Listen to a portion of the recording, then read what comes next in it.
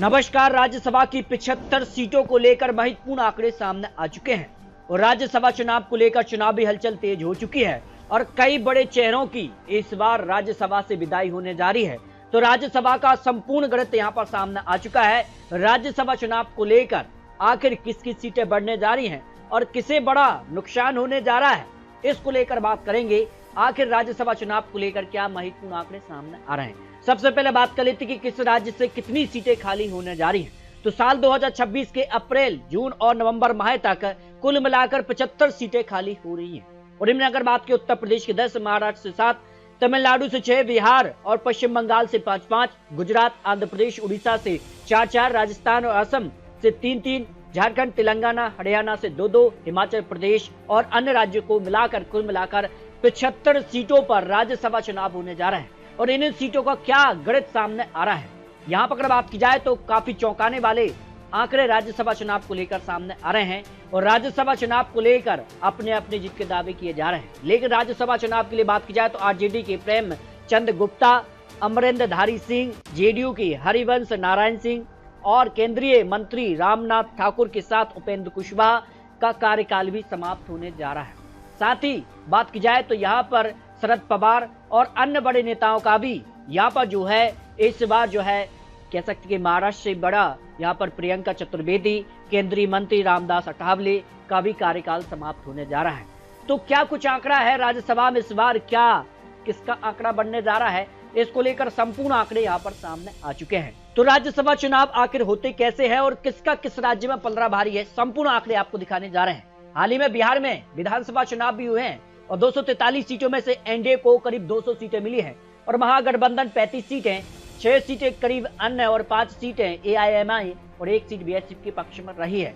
इस तरह से बिहार को लेकर बात की जाए तो कुल जो संख्या है बिहार में, यहाँ पर 243 सीटों में 5 से भाग देने पर जो संख्या आती है उस आधार पर तय होगा कि कितने विधायक किसके हैं। उस आधार पर माना जा रहा है कि यहाँ पर 4 सीटें एनडीए को इस आधार पर मिल रही हैं और 1 सीट महागठबंधन। लेकिन महागठबंधन के लिए करीब यहाँ पर कह सकते कि यहाँ पर 1 सीट के लिए भी यहाँ पर अन्य निर्दलीय का समर्थन लेना जरूरी हो जाता है। तो 1 सीट इंडिया गठबंधन के लिए बिहार में जा सकती है। इसी प्रकार उत्तर प्रदेश में बात की जाए तो कुल यहाँ 10 सीटें यहाँ पर राज्यसभा की खाली हो रही हैं और यहाँ 400 सीटों के आसपास विधानसभा में संख्या है। और वर्तमान में अगर बात की जाए तो क्या कुछ आंकड़ा है, वर्तमान में बात की जाए तो करीब है 250 सीटों के आसपास एनडीए का आंकड़ा है और यहाँ समाजवादी पार्टी करीब 111 सीटों के आसपास है। उस आधार पर कह सकते हैं कि यहाँ पर एनडीए को 7 से 8 सीटें मिल सकती हैं, जबकि 2 से 3 सीटें यहाँ पर समाजवादी पार्टी के पक्ष में यहाँ पर जाती नजर आ रही हैं। राज्यसभा को लेकर अगले राज्य की बात किया तो महाराष्ट्र भी 7 सीटें यहाँ पर खाली हो रही हैं और महाराष्ट्र में कुल विधानसभा की 288 संख्या है। 288 में 7 से भाग देने पर जो संख्या आती है उस आधार पर जितने विधायक जिसके पास होंगे वो तय करेंगे। तो आंकड़ा कहता है कि एनडीए को 5 सीटें यहाँ पर राज्यसभा की मिलने जा रही हैं और यहाँ पर बात किया है तो महागठबंधन को 2 सीटें राज्यसभा के लिए यहाँ पर महाराष्ट्र से जा सकती हैं। पश्चिम बंगाल में भी यहाँ पर इसी साल यानी 2026 में विधानसभा चुनाव होने जा रहे हैं और यहाँ अगर बात की जाए तो 5 सीटें यहाँ भी खाली हो रही हैं। वर्तमान में अगर बात किया तो टीएमसी को करीब यहाँ पर कह सकते हैं कि ज्यादा सीटें हैं, 200 सीटों के करीब है और भारतीय जनता पार्टी 77 सीटों पर है। उस आधार पर कह सकती कि यहाँ पर टीएमसी को 3 से 4 सीटें जबकि एनडीए 102 सीटें राज्यसभा की निकाल सकता है, जो यहाँ पर पश्चिम बंगाल को लेकर आंकड़ा सामने आ रहा है। जबकि तमिलनाडु की 6 सीटें खाली हो रही हैं। 6 सीटों को लेकर बात किया है तो राज्यसभा के लेकर बात किया है तो यहाँ पर महागठबंधन को 4 सीटें और अन्य की बात किया तो 2 सीटें यहाँ पर जा सकती हैं और एनडीए को यहाँ पर 0 सीट राज्यसभा की मिल सकती है। हालांकि इसी साल तमिलनाडु में विधानसभा चुनाव भी हैं और विधानसभा चुनाव से पहले क्या इन सीटों पर राज्यसभा चुनाव होते हैं, ये भी महत्वपूर्ण सवाल बन जाता है। जबकि आंध्र प्रदेश की 4 सीटें राज्यसभा की खाली हो रही हैं और यहाँ पर एनडीए को 3 सीटें मिल सकती हैं और यहाँ पर इंडिया गठबंधन को अन्य को 1 सीट यहाँ पर जा सकती है, क्योंकि आंध्र प्रदेश में अब भारतीय जनता पार्टी एनडीए की सरकार है और जिसका से यहाँ पर विधानसभा चुनाव में बड़ी जीत एनडीए को आंध्र प्रदेश में मिली है, उसके आधार पर 3 से करीब सीट यहाँ पर एनडीए को राज्यसभा की जा सकती हैं।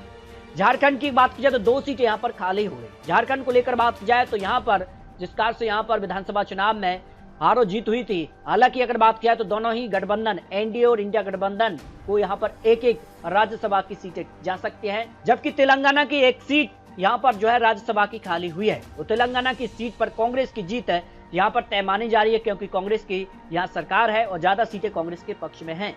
जबकि बात की जाए तो मध्य प्रदेश की 6 सीटें राज्यसभा की खाली हो रही हैं। और यहाँ अगर बात किया तो मध्य प्रदेश में भी भारतीय जनता पार्टी 150 के आंकड़े के पार है।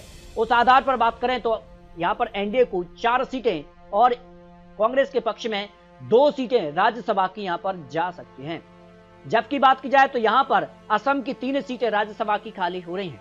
और असम में अगर बात किया तो भारतीय जनता पार्टी का आंकड़ा करीब 70 के आसपास है, जो गठबंधन के तौर पर है। और यहाँ 2 सीटें एनडीए और 1 सीट यहाँ पर कांग्रेस के पक्ष में यहाँ पर जाती नजर आ रही है। जबकि अरुणाचल प्रदेश की 1 सीट भी यहाँ पर जो है राज्यसभा की खाली हो रही है। ऐसे पे एनडीए के पक्ष में ये सीट जा सकती है। मेघालय की 1 सीट पर भी अन्य का पलड़ा यहाँ पर भारी नजर आ रहा है। ना कांग्रेस ना भारतीय जनता पार्टी, अन्य का यहाँ पर जो है पलड़ा भारी नजर आ रहा है। मणिपुर की सीट पर एनडीए को यहाँ पर सीट जा सकती है। यहाँ पर बात किया उत्तराखंड की सीट पर भी एनडीए भारतीय जनता पार्टी की पक्ष में जा रही, क्योंकि उत्तराखंड में भारतीय जनता पार्टी सरकार है, ज्यादा सीटें भारतीय जनता पार्टी के पक्ष में, इस कारण से राज्यसभा की सीट पर भारतीय जनता पार्टी का कब्जा होगा। जबकि हिमाचल प्रदेश में भी यहाँ पर 1 सीट पर जो है राज्यसभा की खाली हो रही है। वर्तमान में कांग्रेस की सरकार है और ऐसे में कांग्रेस इस सीट पर राज्यसभा में अपने राज्यसभा सांसद को भेजेगी। और यहाँ राजस्थान की 3 सीटें यहाँ पर खाली हो रही हैं। वर्तमान में भारतीय जनता पार्टी की सरकार है और यहाँ एनडीए को 2 सीटें राज्यसभा के लिए और 1 सीट कांग्रेस के पक्ष में यहाँ राजस्थान से यहाँ पर जो है निकलने जा रही है। छत्तीसगढ़ से भी 3 सीटें राज्यसभा की खाली हो रही हैं। और यहाँ पर भी आंकड़ा एनडीए के पक्ष में है, 2 सीटें एनडीए और 1 सीट यहाँ पर कांग्रेस के पक्ष में 1 सीट जा सकती है। जबकि अन्य राज्य की 12 सीटों को लेकर बात किया, जिसमें एनडीए का करीब 8 सीटों पर पलड़ा भारी है और अन्य को लेकर 4 सीटें यहाँ पर खाली हो रही हैं। इस तरह से राज्यसभा की बात की जाए तो यहाँ पर कई सीटों पर कांटे की टक्कर इस बार जरूर देखने को मिलेगी, लेकिन कई राज्यों में एनडीए को जबरदस्त फायदा भी मिला है, क्योंकि राज्यसभा में ज्यादा सीटें यहाँ पर एनडीए के पक्ष में रही हैं। उस आधार पर विधायकों की संख्या भी बढ़ी है, उससे फायदा एनडीए को राज्यसभा में सीटों में इजाफा देखने को मिल सकता है। तो 42 से 45 सीटों के आसपास एनडीए और इंडिया गठबंधन करीब 20 से 26 सीटें और अन्य के खाते में करीब 0 से 5 सीटें यहाँ पर राज्यसभा की 75 सीटों में से जा सकती हैं। अब राज्यसभा चुनाव को लेकर बात की, किसे फायदा किसे नुकसान हो सकता है, तो फायदा एनडीए के पक्ष में हो रहा है। एनडीए के फिलहाल 129 सांसद हैं और राज्यसभा में फिलहाल एनडीए के पास जो आंकड़ा है बहुमत के काफी करीब है और विपक्ष के 78 सांसद हैं। हालांकि यहाँ पर इसी साल जो यहाँ पर राज्यसभा के चुनाव होंगे, उनमें से तो राज्यसभा की 73 से 75 सीटों पर चुनाव होने हैं और ऐसे में 43 सीटें फिलहाल भाजपा की खाली हो रही हैं। और अगर यहाँ पर बात की जाए तो राजनीतिक जो विश्लेषक है उनमें माना जा रहा है कि 45 से 48 सीटें एनडीए के पक्ष में 2026 में जा सकती हैं, यानी 3 से 4 सीटों का जबरदस्त फायदा होगा। तो राज्यसभा में एनडीए का पलड़ा यहाँ पर भारी नजर आया है। राज्यसभा चुनाव को लेकर यहाँ पर जो बात की जा रही है कि राज्यसभा में इस बार किसका पलड़ा भारी होगा, इसको लेकर अपनी राय रखते हैं, क्योंकि राज्यसभा चुनाव जो है वो विधायकों की संख्या के आधार पर यहाँ पर होते हैं। और हाल ही में जो विधानसभा चुनाव हुए हैं, महाराष्ट्र की बात की जाए या दिल्ली की बात की जाए या फिर बात की जाए जिस तरह से बिहार में चुनाव हुए हैं और यहाँ विधायकों की संख्या एनडीए की बड़ी है, तो इसका फायदा राज्यसभा चुनाव में भी एनडीए को मिल सकता है। फिर भी आपको बता दें, चुनावी आंकड़े चुनावी अनुमान है, राज्यसभा चुनाव में कई सीटें ऐसी होती हैं जहां निर्विरोध ही यहाँ पर जो है राज्यसभा चुनाव जीत जाते हैं। तो ऐसे में बात की जाए तो कितनी सीटें किसके पक्ष में जा सकती हैं, इसको लेकर आप रख सकते हैं।